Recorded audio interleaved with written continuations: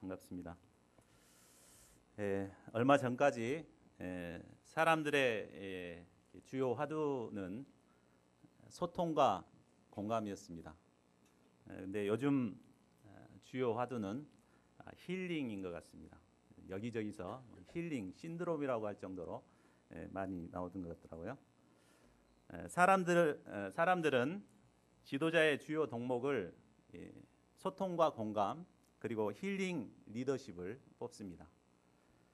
힐링 리더십이란 대중들의 고통을 공감하고 그 고통을 스스로 치유할 수 있도록 힘을 심어주는 것이 힐링 리더십이라고 합니다.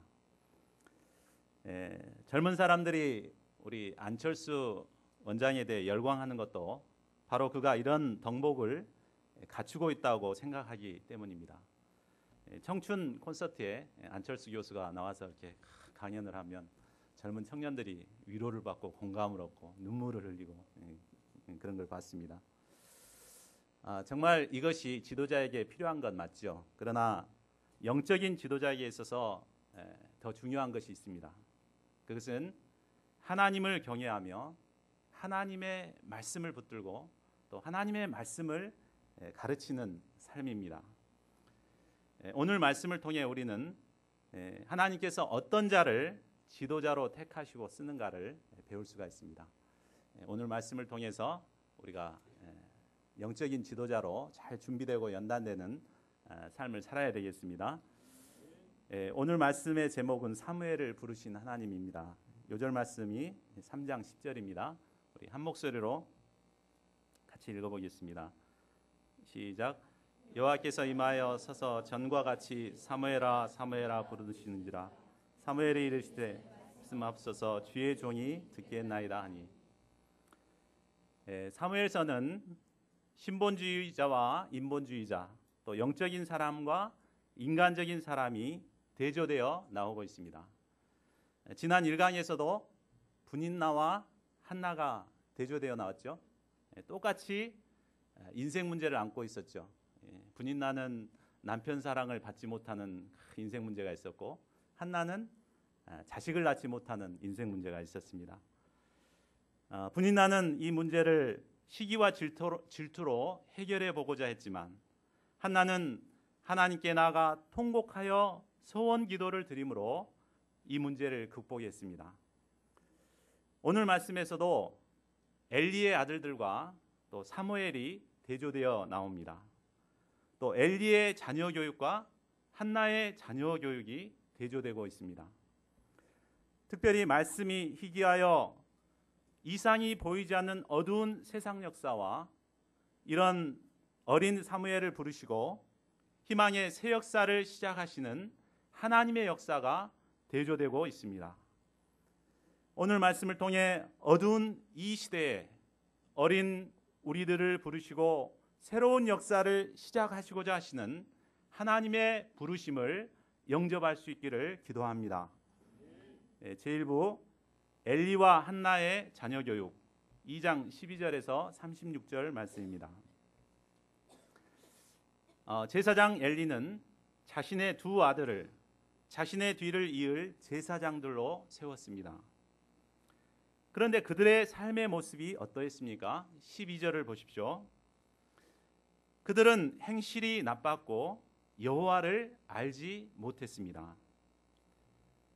영적인 지도자를 세울 때 가장 중요한 것이 무엇입니까? 그것은 하나님과의 깊은 관계성과 또 삶의 열매, 즉 행실입니다. 그러나 엘리는 인간적인 관계와 정에 기초해서 자신의 후계자를 세웠습니다. 엘리의 아들들은 종교인으로서의 하나님에 대한 지식은 있었지만 하나님과의 인격적인 만남은 갖지 못했습니다. 형식적인 신앙생활만 했습니다.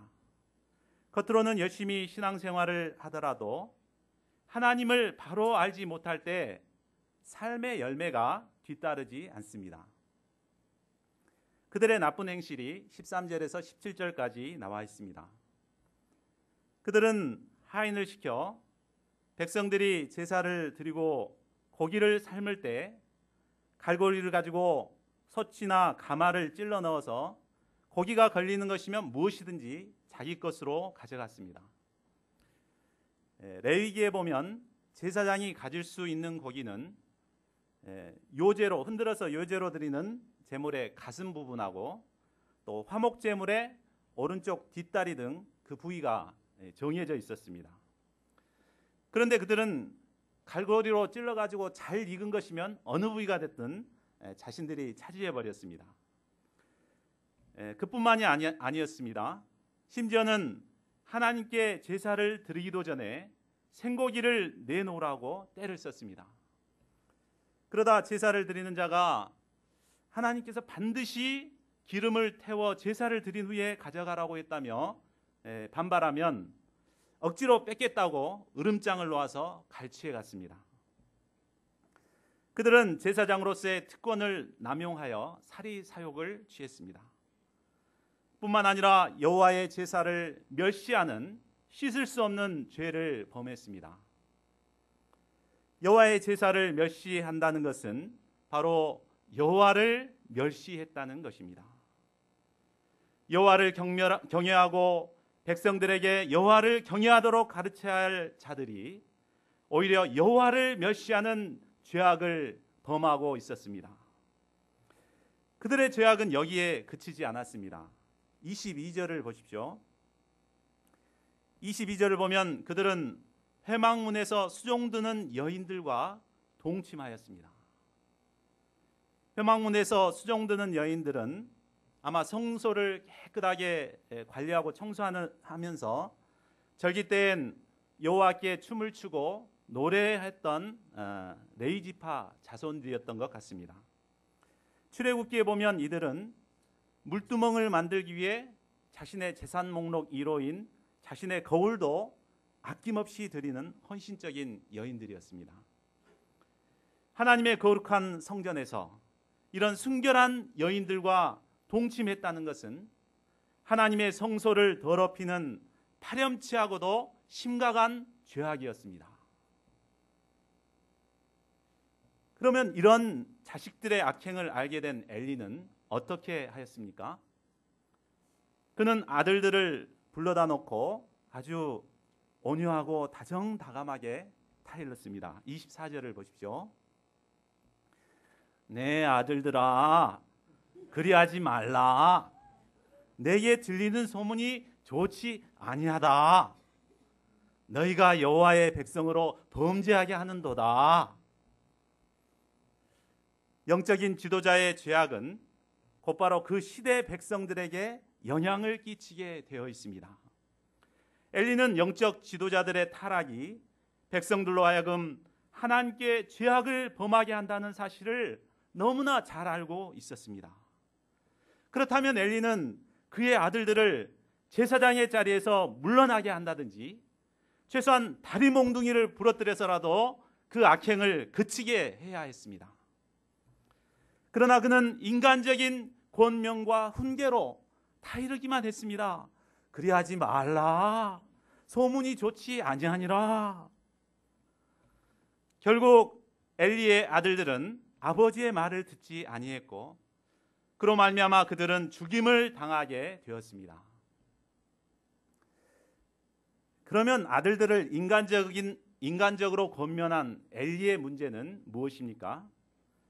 27절에서 36절은 엘리의 집안에 대한 하나님의 종이 전하는 심판의 메시지입니다. 하나님께서는 엘리 제사장의 집에 일방적인 은혜를 베풀어 주셨습니다. 하나님께서는 애굽의 노예로 살아가던 그들을 구원하시고 모든 지파 중에서도 특별히 택하여서 제사장을 삼아 주셨습니다. 하나님의 제단에 올라 분향하는 특권을 주고 화려한 에봇을 입게 하였고 또 모든 화제의 제물도 주었습니다. 그러나 29절을 보십시오.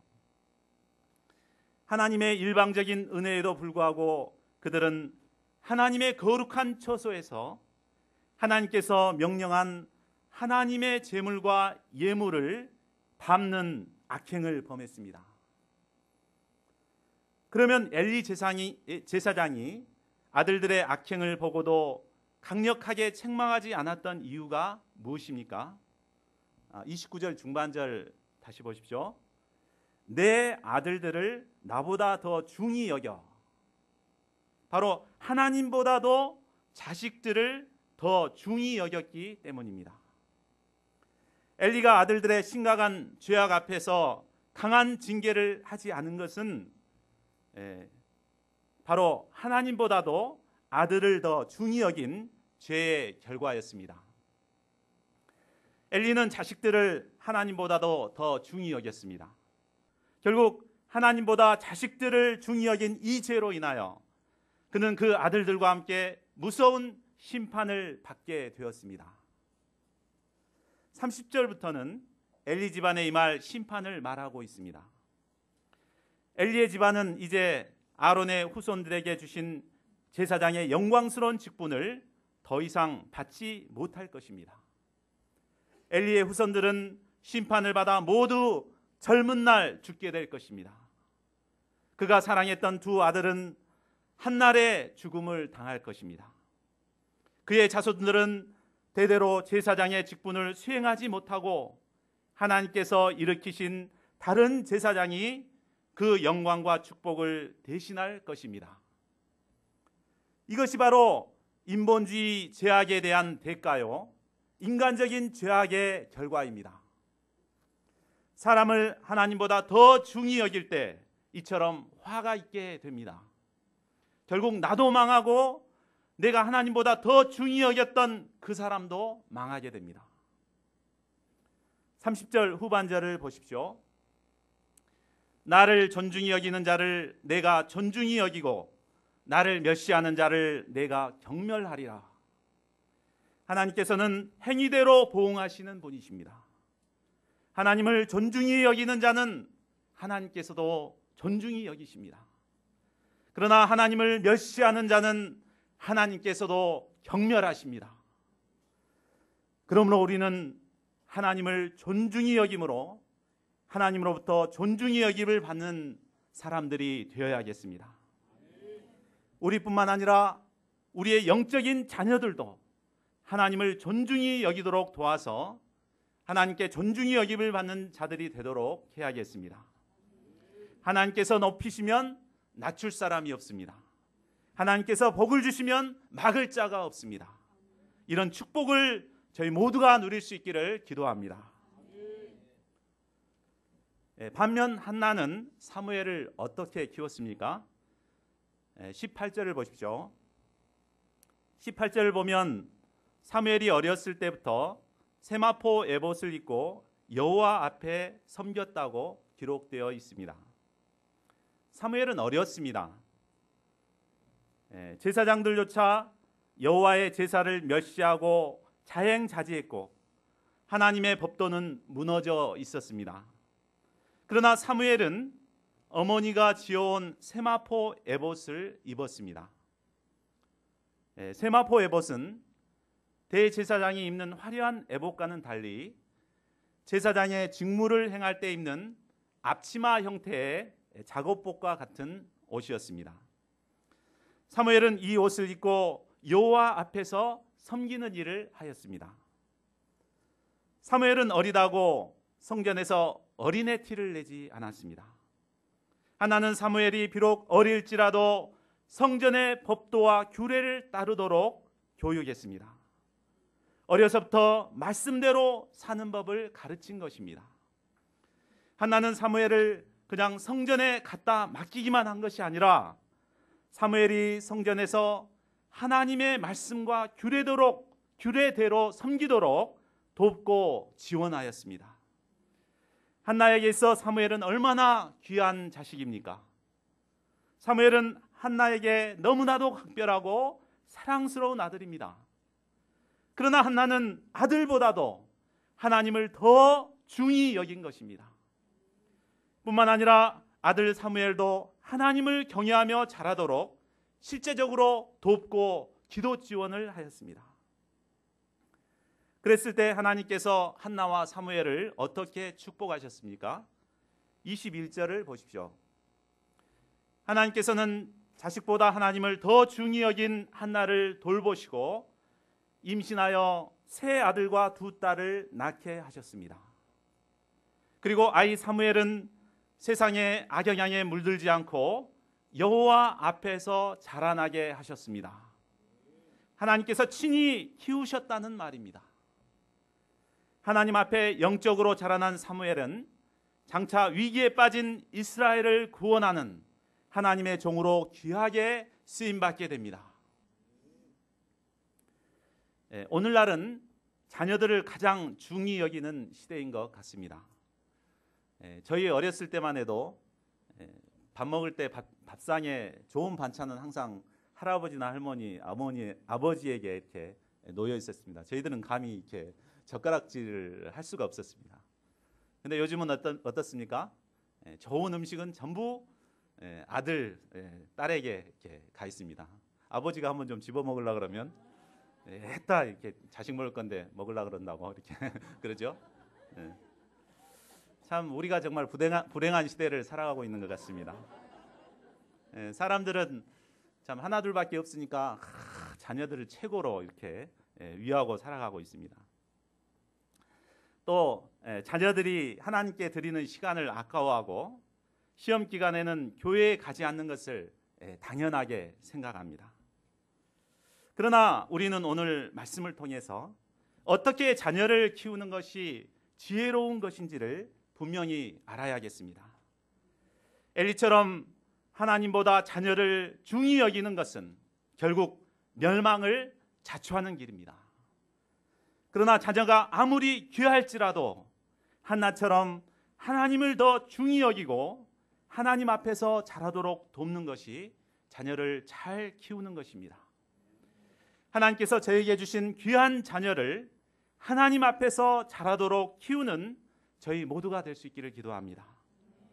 또한 하나님께서 우리에게 맡겨주신 영적인 자녀인 양들을 하나님의 말씀에 기초해서 하나님 앞에 자라나도록 잘 도와야겠습니다.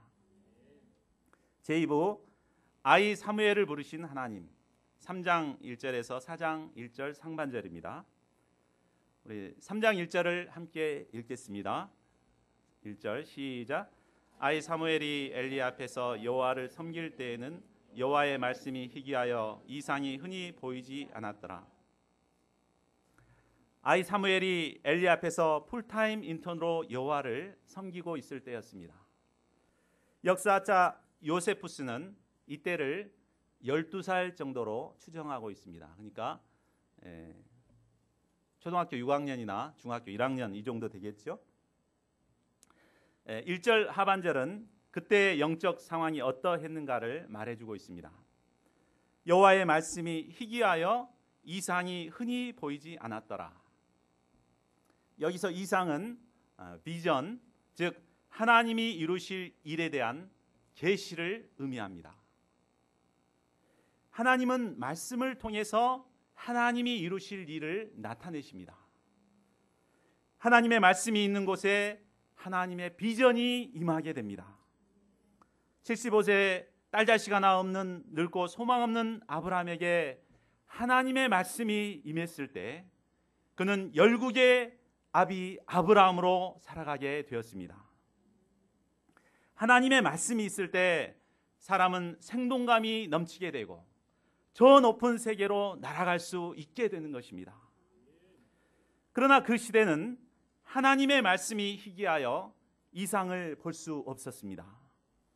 하나님의 말씀을 듣지 못한 백성들은 생기를 잃은 나무처럼 점점 메말라가고 있었습니다. 종교적 행위는 있었지만 말씀이 없었기 때문에 영적인 기갈에 시달리며 고통하고 있었습니다. 오늘날 우리가 사는 이 시대는 어떠합니까? 오늘날은 언제든지 원하기만 하면 하나님의 말씀을 들을 수 있는 시대입니다. 그죠? 이 스마트폰만 있으면 어디서든지 이렇게 열어서 유명 교회 목사님의 메시지를 들을 수가 있죠. 마치 말씀의 홍수 속에 살아가고 있는 것 같습니다. 그런데 홍수가 나면 물은 많지만 정작 먹을 물이 귀한 것처럼 오늘날은 말씀은 풍성한 것 같지만 정작 우리의 내면을 변화시켜주고 비전을 주는 말씀을 듣기는 어렵습니다. 이는 말씀을 전하는 메신저들의 문제도 있겠지만 무엇보다 말씀을 듣는 자들이 말씀을 들을 때 하나님의 말씀으로 듣지 않는 것이 문제입니다.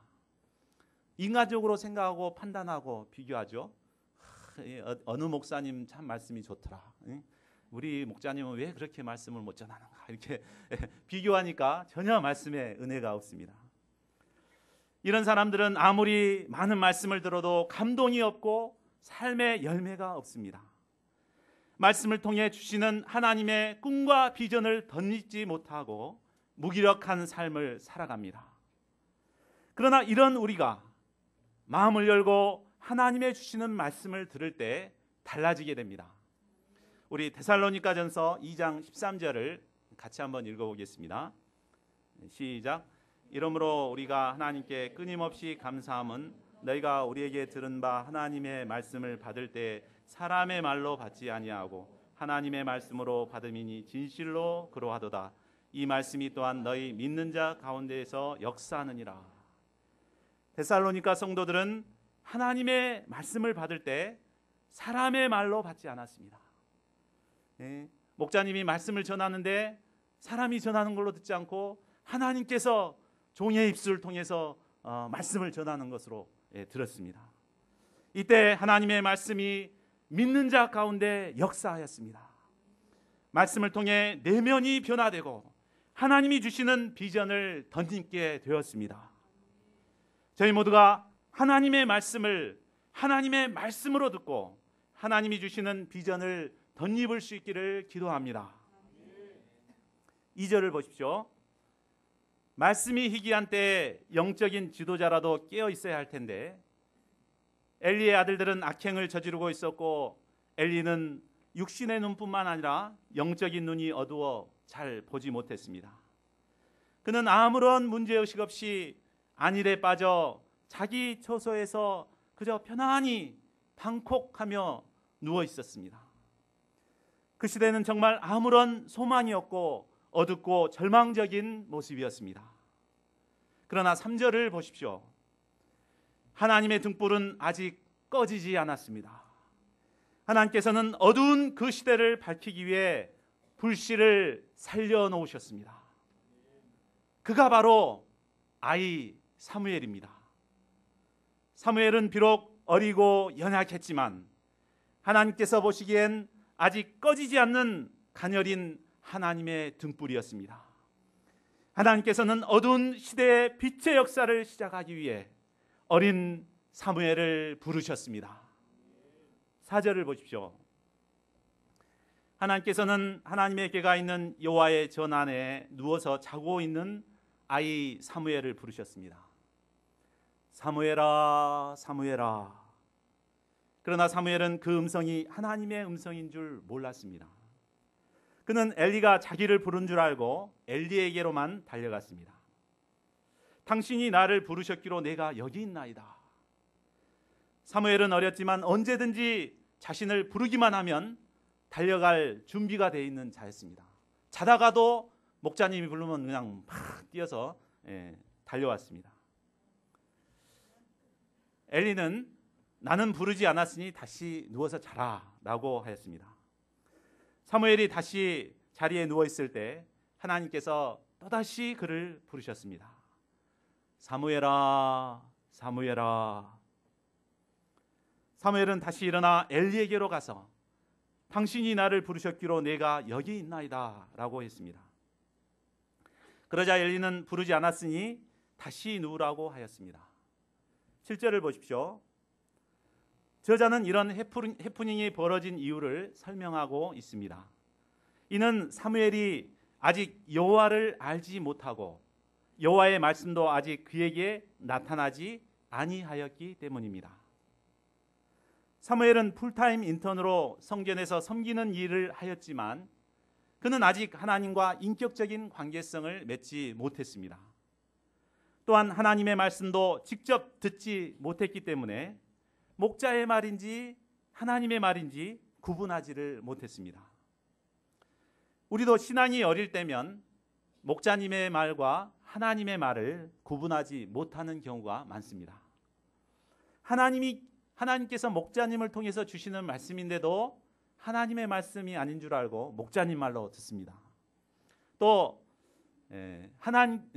목자님 말, 인간 목자의 말을 하나님 말로 이렇게 오해하는 경우도 있습니다. 그러면 이처럼 어린 신앙인이 어떻게 하나님의 말씀을 구별하여 들을 수 있습니까? 이는 신앙의 선배인 목자가 도와주어야 가능합니다. 8절과 9절을 보십시오. 세 번째 이런 일이 반복되자 엘리는 여호와께서 어린 사무엘을 부르신 줄 비로소 깨닫게 되었습니다. 그리고 사무엘에게 다시 부르는 소리가 들리거든 여호와여 말씀하옵소서 주의 종이 듣겠나이다 라고 하라고 가르쳤습니다. 엘리 자체는 목자답지 못했지만 어린 사무엘에게 있어서는 목자의 역할을 잘 감당한 것 같습니다. 10절을 보십시오. 긴장된 마음으로 다시 누워있을 때 하나님께서는 사무엘을 부르셨습니다. 사무엘아, 사무엘아. 사무엘은 엘리의 말대로 말씀하옵소서 주의 종이 듣겠나이다 라고 하였습니다. 드디어 어린 사무엘이 하나님의 부르심을 받게 되는 역사적인 순간입니다. 우리는 여기서 말씀이 희귀한 절망적인 시대에 어린 사무엘을 부르셔서 쓰시고자 하시는 소망의 하나님을 배울 수 있습니다. 사무엘은 어린 나이였고 하나님의 음성도 분별할 줄 모르는 영적으로 어린 자였습니다. 그러나 그는 어렸지만 순수하게 세마포 에봇을 입고 하나님의 전에서 충성스럽게 하나님을 섬기는 자였습니다. 제사장들은 악행을 저지르고 말씀이 희귀해버린 그 시대를 바라볼 때 소망을 둘 수 없었지만 하나님께서는 이 어린 사무엘을 보실 때 그를 통해 어두운 시대를 구원할 희망을 보셨습니다. 그리고 하나님께서는 어린 사무엘을 통해 그 시대를 구원하기 위해 그를 애타게 부르셨습니다. 사무엘아, 사무엘아. 하나님께서는 오늘날도 어린 사무엘과 같은 우리를 통해 이 시대를 구원하고자 우리를 부르십니다. 한 번만이 아니라 우리가 그 부르심을 깨닫고 응답하기까지 계속해서 반복해서 상한 심정으로 부르고 계십니다. 저희 모두가 이 하나님의 부르심을 깨닫고 영접할 수 있기를 기도합니다. 하나님께서 아이 사무엘을 부르신 후 그에게 주신 첫 말씀이 무엇입니까?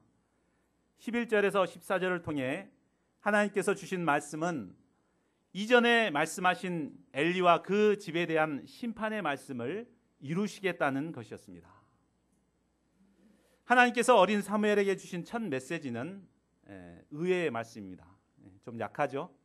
기대했던 것보다는 약합니다. 일반적으로 하나님의 부르시는 첫 메시지는 소망과 비전의 말씀입니다.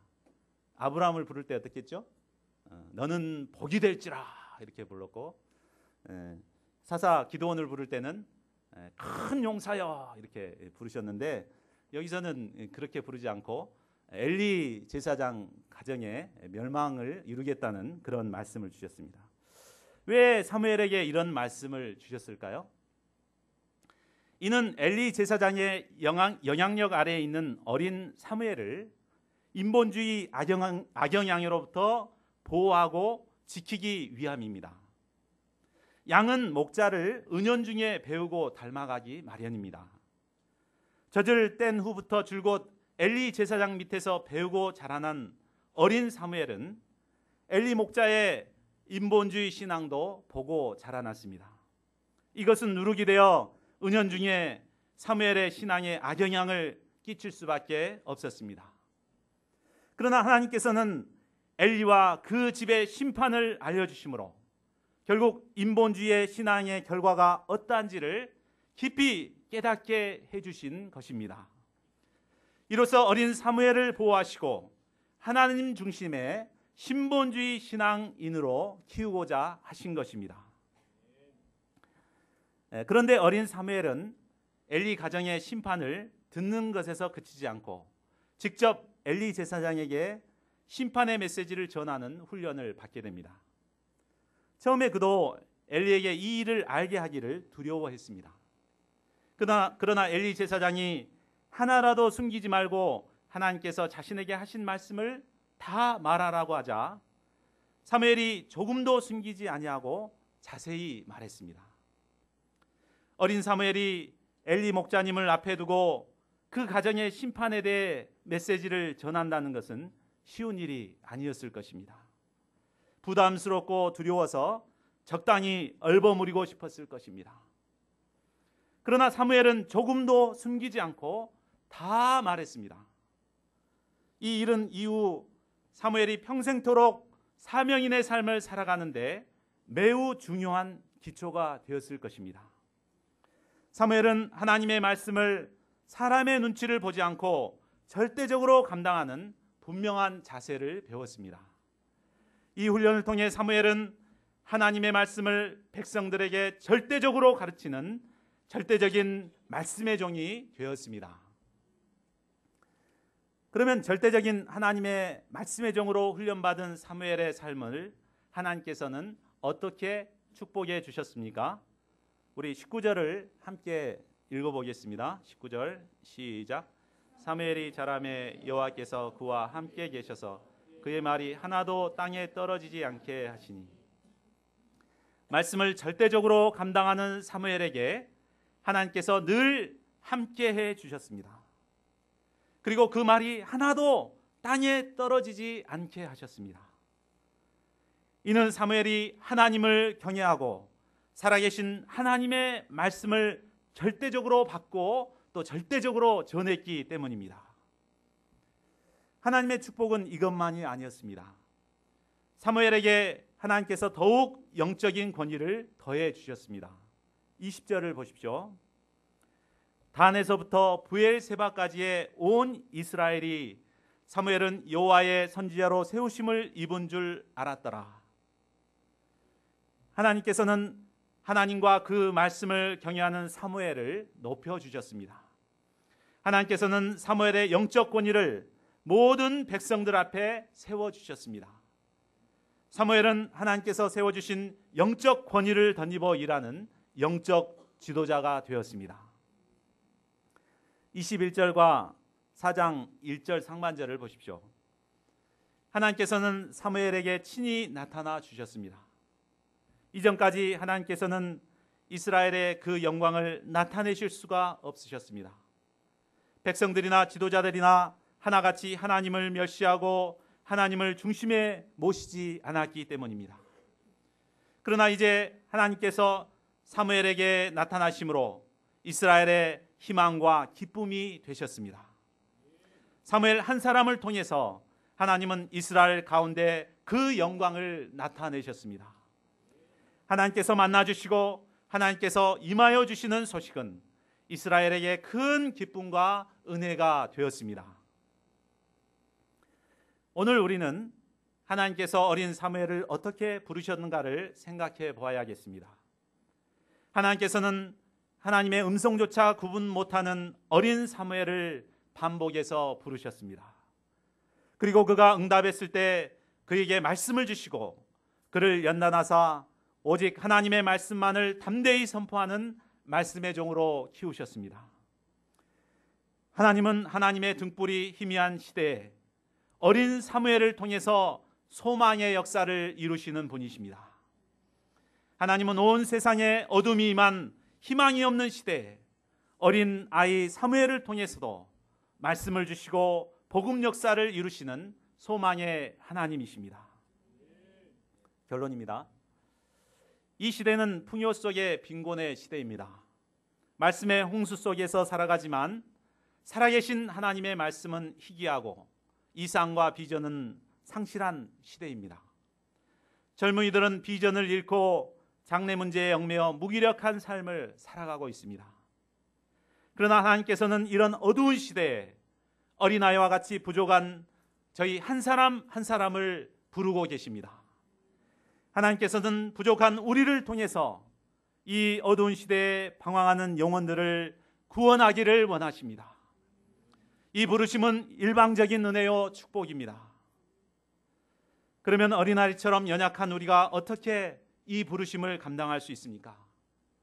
이는 우리가 하나님의 말씀을 있는 그대로 받아서 있는 그대로 양들에게 자세히 증거하는 말씀의 종이 되어야 합니다.